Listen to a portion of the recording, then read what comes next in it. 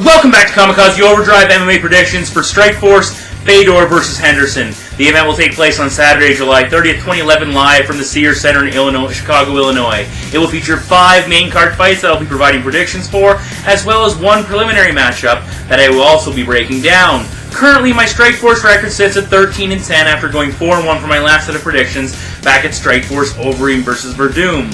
As you might notice throughout the show, I'll be making references to various fighter statistics which I found on FightMetric.com, and I've added their logo to my group of sites that support my show in some fashion, so make sure you check them out as they have a huge database full of fight and fighter data that will give you a whole new perspective on MMA. As always, you can check out my videos on various sites like lowkick.com, MMA News, MMA Core, and the list goes on.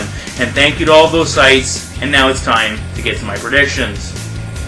For my first ever Strikeforce preliminary card pick, we head to the lightweight division of 17-4-1 Jay-Z Cavalcante, who will battle 16-2 Lyle Fancy Pants Bierbaum. Jay-Z is on a quick turnaround after a no contest with Justin Wilcox in June. Prior to that, he had dropped 3 of his last 4, while Bierbaum has lost 2 in a row, most recently by submission to Shinya Aoki. I have the Brazilian as the betting favorite at $1.45 and Bierbaum at $2.15.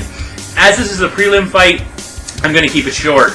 Both guys are struggling through a difficult span in their careers. Bierbaum's first 2 losses, while Cavalcante has only one win in his last 6 fights with 2 no contests. So I would think they will both come out desperate for a good performance. What I would expect from Bierbaum is that he will look to grapple with Jay-Z and outwork him on the mat and cage. The issue with that is that Cavalcante is a talented grappler in his own right and is quite strong in the clinch. He had a lot of success against Josh Thompson when they got in tight. He has good submission defense, surviving an arm triangle, and he has never been stopped. The number that stands out to me for this fight is Jay-Z's takedown defense ranking at 63%. Like I already stated, Bierbaum will want to take Jay-Z down to the mat, but if he's unable to, I give Cavalcante a solid advantage in the striking department. Jay-Z has heavy hands, which he displayed in the Thompson fight, dropping him in the first round of their bout. So if the fight stays on the feet, I like the Brazilian, and I have seen nothing to indicate that Bierbaum will be the superior grappler, and he very well could be behind in both categories. I thought that Jay-Z did enough to earn the victory over Josh Thompson, and simply put, I think he's more well-rounded than Fancy Pants. So my prediction is Jay-Z Cavalcante to grind a decision victory over Lyle Bierbaum. In the Strikeforce 170-pound division, Scott Hands of Steel Smith, 17-7-1, will take on 10-2 Tarek Saffiedine. Saffiedine is looking to rebound from a defeat against Tyron Woodley, while Smith has dropped 2 in a row. On the books, I have Saffiedine as the favorite, around $1.55, and Smith at $2.15. Now, Scott Smith is another in a long line of fighters attempting to get his career back on track by dropping down to a lower division. Unfortunately, his debut fight ended with Smith face down on the canvas following his brief run with Paul Daley. The highlight reel knockout suffered by Smith seems to be an all too common occurrence in his recent outings, as along with the KO against Daley, he suffered stoppage losses to Kung Lee and Robbie Lawler, and also was dropped and eventually submitted by Nick Diaz. I believe Smith's recent struggles have come as a result of a career of taking punishment to deliver punishment. Looking at his last handful of fights, Smith usually lands in the range of 15 to 20 strikes, while conversely his opponents land upwards to 60. Going one step further, Nick Diaz outlanded Smith 150 to 22.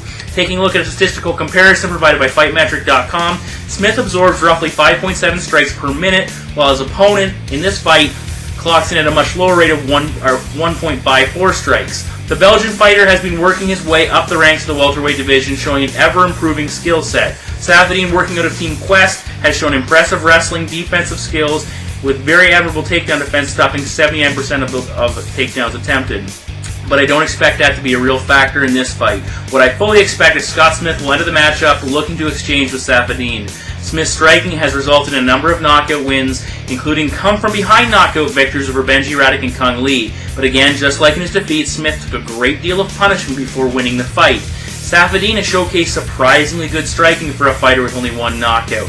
His lone knockout victory came over Nate Moore, where he dropped Moore with a solid right hook. And he likes to lead with that hook and will also mix in an uppercut. Against Brock Larson, he also did a lot of damage with his punches. He has a nasty low kick that can do a lot of damage. And now, Smith's striking is dangerous but not overly technical. He will throw an assortment of leg kicks and punches, and as I said, his right hand is quite powerful. Smith's fighting style reminds me of Chris Lee when he takes punishment, will look almost completely worn out, but he is still quite dangerous. I was impressed with Saffiedine's endurance level against Woodley, as he was clearly the fresher fighter in the 3rd round despite fighting a physically taxing first 2 rounds. My biggest concern for this fight is Tarek's chin. He has never been stopped before, and like I already mentioned, Smith has knockout power. Smith will have to land a lucky punch to score the knockout, as I don't expect Tarek to slow down, as Smith's other victims have. So my prediction is Tarek Saffiedine to score his second knockout victory and defeat Scott Smith.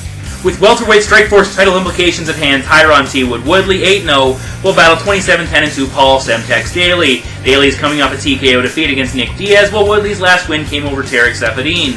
Betting odds are a tough one for this fight. I will give the edge to Woodley at $1.65 and Daley at 2 even. Now, there's a general consensus that Paul Daley's biggest weakness comes in the form of a talented wrestler and grappler, and I'm not here to argue with that at all. Prior to the fight with Diaz, Daley's 3 most recent defeats came against guys with solid ground games, most notably Josh Koscheck and Jake Shields. Statistically, Shields scored 3 takedowns and completed 6 passes on the mat, while Koscheck took Daley down 4 times with 7 passes. So to say the least, Daley got dominated on the mat. These stats line up perfectly for a former NCAA Division I wrestler like Tyron Woodley. Woodley is undefeated and has used his wrestling and submission skills to remain perfect inside the cage. T. Wood began his career with 5 submission wins, all but 1 inside the first round. His takedowns are difficult to defend off, completing roughly 70% of his attempts, averaging just over 3 takedowns per fight. Now, based on these stats, this fight should be an open and shut prediction. Woodley takes down Daley and either submits him like Shields or decisions him like Koscheck, but not so fast. Looking at Tyron's most recent fights, he has 2 decision victories over Saffiedine and a split decision over Nathan Coy. In both those fights, Woodley started out well, controlled the action with his wrestling, but began to show signs of fading as early as the end of the first round. As each fight progressed, his opponent began to stuff his takedown attempts and forced Woodley to remain on his feet, looking tired and less confident. Woodley has only gone the distance twice, and it seems that he has issues with endurance. Paul Daley has had problems with cutting weight as well, which in turn can affect his cardio. But he has fought in the later stages of a fight on multiple occasions, so I would expect that he is capable of doing so again. The Brit will spend some time on the mat, which is advantage Woodley. But if Daley is able to do what Tyron's recent opponents have done, and that's endure the early onslaught, he should have much more success keeping the fight standing, and that's advantage Daley. Woodley's striking is improving, but is still rough. A lot of his punches come in a flurry as his opponent pushes forward and are usually in response to being attacked. That's not a good thing against Daley. Paul is going to have a 3-inch reach advantage, and if Woodley allows the powerful striker to initiate the exchanges, he might not get the opportunity to return fire. Daley has devastating power in his punches with 20 career stoppages, and he clipped and dropped Nick Diaz a couple of times in that matchup. Daley thrives when he can cut off the cage and throw bombs, while Woodley seems to shy away from Nathan Coy when Coy began to land strikes and do damage. Against both Coy and Saffiedine, Woodley was backing himself into the cage. Further, he has a tendency to move straight back with no head movement, making him an easy target for his opponent's strikes. Now, both guys can win this fight, but most people are counting on Woodley to take Daley down and grind out the victory. From what I have seen, if Tyron can't submit him early, Daley will get the opportunity to knock him out. The wrestler has never been hit with the power that Daley possesses, and we have seen in the past that this can be a problem. I like the veteran in this bout, so my prediction is Paul Daley to defeat Tyron Woodley by stoppage. In the middleweight division, the last 2 men to unsuccessfully challenge for the title, 19-7-1 ruthless Robbie Lawler will battle 12-3 Tim the Hero Kennedy. Kennedy is coming off a submission win over Melvin Manouf, while Lawler's last bout was his submission defeat against Jacare. I have Kennedy as the favorite at $1.35 and Lawler at $2.45. This fight is going to come down to 2 things. How well will Kennedy fare against Lawler in the striking department, and will Robbie be able to defend Kennedy's takedowns and ground game? What Robbie Lawler does in the cage is pretty straightforward. He has 15 career knockouts compared to 1 submission win and 2 decision victories. So Robbie comes in looking to put hands on chin and his opponent to sleep. Tim Kennedy, on the other hand, is far more diversified in his win totals with 5 stoppages, 7 submissions, and 1 decision. Looking at the striking game first, Robbie has serious knockout power, especially in his left hand. In his last bout, Lawler rocked the champ and had him in trouble until he followed him to the ground and Jacare was able to recover. The combination of Lawler's power and his granite chin make him dangerous in exchanges. In his fight with Babalu, his ability to take damage in order to deliver damage made the Brazilian hesitant when they engaged. Tim Kennedy's striking is improving, but clearly isn't his forte. Against Manhoef, Kennedy clearly had takedown on his mind from the onset. Against Jacare, Tim wanted to avoid the ground game against the BJJ ace, but I didn't really see much of an advantage in the striking department, especially early on. Kennedy will probably have a slight speed advantage, and his cardio is better than Lawler, so as the fight progresses, he should have more success. But as we saw against Manhoof, Robbie only needs to land once to change everything. Tim Kennedy does have a major hole in his striking that he may have corrected for this bout, but if not, it could play a huge role. Kennedy has a tendency to hold his head straight up and not tuck his chin, which makes him vulnerable, especially for a striker that throws powerful overhands. Now, no one has exposed this yet, but Lawler's the type of fighter that very well could. Either way, if Lawler's going to win this fight, he will need to keep it standing. Tim's best opportunity for victory is to put Lawler down and smother him on the mat, which is easier said than done. Outside of Jacare, not too many men have been able to take Lawler to the mat, and he ranks in with 65% of takedowns defended. Robbie successfully stopped Jake Shields' attempts, and Babalu Sabral was a paltry 1 for 5 in their fight. Lawler has a pretty good sprawl and decent balance, which he put on display against Babalu, hopping around on one foot while punching Sabral in the face. But Jacare was able to complete 4 takedowns and really expose the key to taking Lawler to the mat. Souza pushed Robbie into the cage, which kept Lawler from creating separation with his hips. Once Lawler was out of room, it was only a matter of time before Jacare was able to put him on the ground. When the fight hits the mat, Robbie has issues. He's been submitted 5 times and for all intents and purposes was broken by Souza's ability to smother and control him. Kennedy is more than capable of duplicating this game plan. Manhoof was only able to defend Tim's advances for so long as Kennedy simply continued to work until he got the fight where he wanted it. It was a similar story for Trevor Prangley, who has a very impressive 74% takedown defense, but was only able to resist Kennedy for so long. Kennedy's determination to get the fight to the mat is the key to his success. Simply put, he just keeps coming forward and attacking, which will have Lawler scrambling all match. Tim has good top control, solid ground and pound, and has submissions, all of which spell trouble for Lawler should he find himself on the ground. Lawler's last 3 defeats all came against guys with solid ground games, which I don't think is a coincidence. The likelihood of Tim taking Robbie down and beating him in some fashion on the mat is greater than Lawler knocking him out. That doesn't mean that Robbie can't do it, but I'll take Tim Kennedy to defeat Robbie Lawler by submission. In the co-main event of the evening, Strikeforce Women's Welterweight Champion Marloes Rumina-Kunin, 19-4, will put her title on the line against 11-2 Misha Takedown Tate. The challenger has won 5 in a row, including 2 fights in a one-night #1 contenders tournament to earn this shot, while the champ has won 2 in a row, taking the title from Sarah Kaufman and defending it against Liz Carmouche. I have the champion as the favorite at $1.55 and Tate at $2.20. This fight was originally pegged to take place back in March, but an injury to Tate dropped her from the matchup, and Kunin went on to defeat Liz Carmouche in dramatic fashion with a late submission. Prior to Tate pulling out of the fight, I had completed my research and was preparing to make my prediction, but never actually put anything into writing. I made the change over to Kunin Carmouche and picked Kunin to win the fight by submission, which she did. Returning to Tate Kunin, this should be a good matchup. Now, Tate and Carmouche share some similarities, which is interesting because of how well Liz did against the champ. They are both wrestling-based fighters and are relatively the same size. My expectation is that if Tate is unable or unwilling to go to the ground, Kunin will be the superior striker, but I anticipate the majority of this fight will be fought along the wall and on the mat. Misha Tate, as her nickname implies, is all about the takedown. She is going to look to close the distance and blanket the champion, either controlling Marloes along the wall or putting her on her back. Misha has good top control and will threaten with submissions, having successfully completed 4. The issue I have with Tate in this fight is that, just like Liz Carmouche, Misha's best opportunity for a victory also places her in the greatest amount of danger. Kunin is a submission specialist with 14 on her career, with 9 of her last 10 wins via tap-out. When she won the title, Sarah Kaufman, despite losing the striking exchange, was hesitant early to take Kunin down, and for good reason. Liz Carmouche had a lot of success putting Marloes on her back, including passing her guard and advancing to full mount several times. But it seems like Marloes just needed the fight, the slightest of openings to lock in a submission and finish the matchup. She has a solid defensive guard, clamping down and controlling her opponent. Against Kaufman, as soon as Kunin got taken down, she immediately started to walk her legs up her opponent in preparation for a submission attempt and eventually secured one. Tate has never been submitted, but I saw enough in the Hitomi Akano fight to suggest that she is vulnerable to an experienced submission fighter. The experience and skills possessed by the champ will give Tate a ton of problems on the mat. Combine this with the fact that it's a 5-round contest and there will be ample opportunity for Rumina to go sub-hunting. Another interesting note is the height differential between the two is roughly 3 inches. Because Tate likes to clinch along the cage, this could really come into play, as Misha's head will be vulnerable to a standing guillotine, which we have seen the champ attempt before. Now, Liz Carmouche showed that Kunin can be beaten on the mat, but in order to do that, you must be mistake-free to avoid being submitted. We could very well see a repeat of the last title fight, so my prediction is Marloes Coenen to retain her title by defeating Miesha Tate via submission.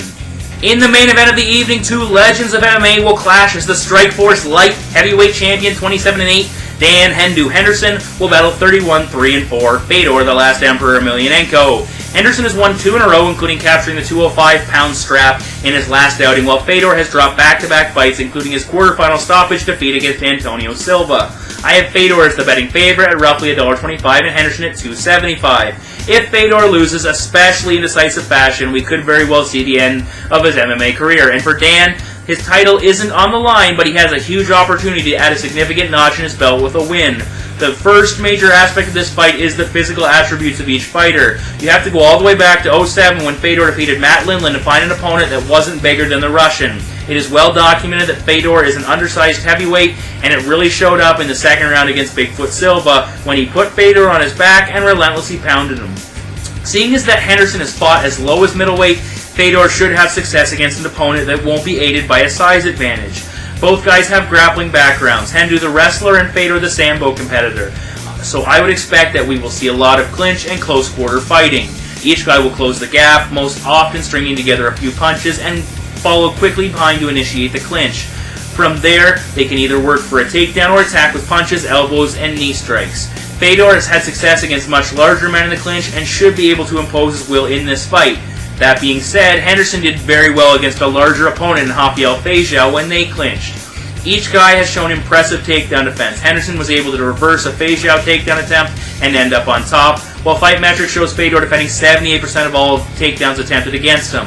If the fight does hit the mat, Dan likes to smother his opponents and beat them up, focusing little on submission attempts, having only finished 2 opponents via tap-out.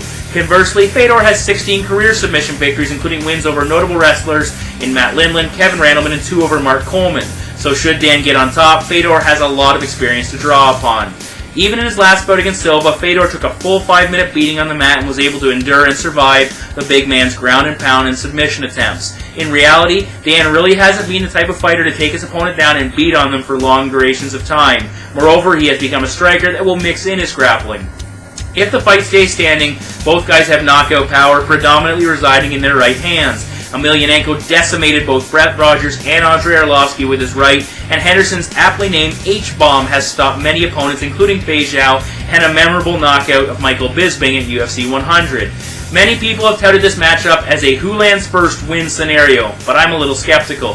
Fedor has never suffered a true knockout, with 2 doctor stoppages on record and demonstrating an iron chin throughout his career. He has been dropped before but showed the ability to quickly recover, and his last bout confirmed his capacity to take a big punch still exists, as Bigfoot connected several times. Henderson has never suffered any form of knockout in his career, but just like Fedor, he too has been dropped, most recently in the opening round of his last fight. Statistically, Fedor holds a number of advantages over Hendu.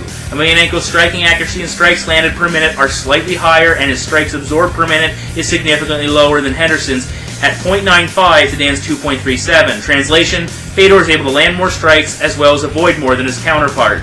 I attribute this to Fedor not limiting his attack as much as Dan does. Fedor seems to throw a lot of combinations, while Dan has a tendency to go head-hunting, focusing solely on connecting with his big right hand.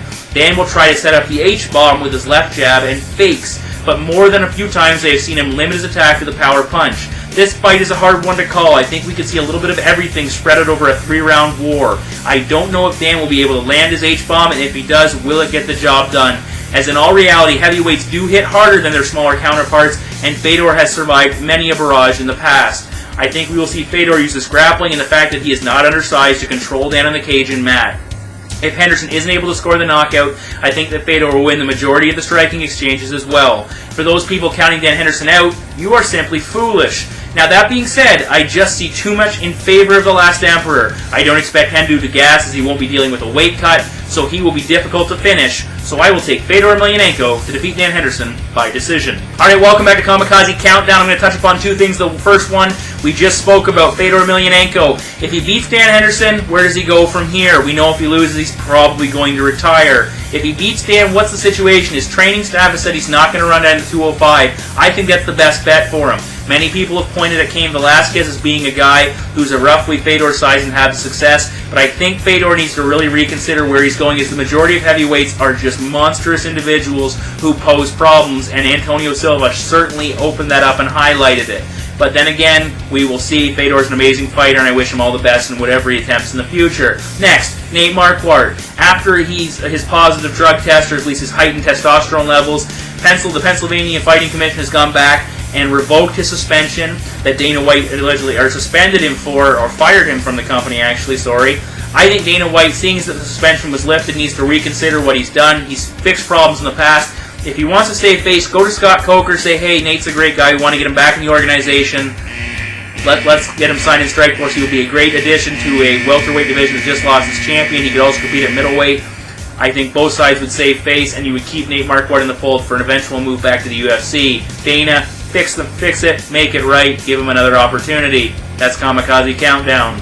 So those are my predictions. I took off the betting guard, so you'll just have to watch the scroll bar at the bottom for the final odds and payout. As always, feel free to make comments on my picks, Kamikaze Countdown, and my rankings, which again have had some major changes, and we'll undertake a few more once the new Strikeforce signings make their first appearances in the cage. We have our next event, UFC 133 on August 6th. I think it should be entitled UFC 133 The Switch because of the revolving door fighters due to injury. John Jones, Phil Davis, Vladimir Matyushenko, Little Nog, and we still have some time to go, so who knows next. Make sure you check out the next Strikeforce Challengers event on Friday, July 22nd on Showcase. It features some pretty decent matchups. I consider doing a prediction for it, but just have too much on the go to give the fights the proper attention. So as always, thank you for watching Kamikaze Overdrive MMA Predictions, and I'll see you later.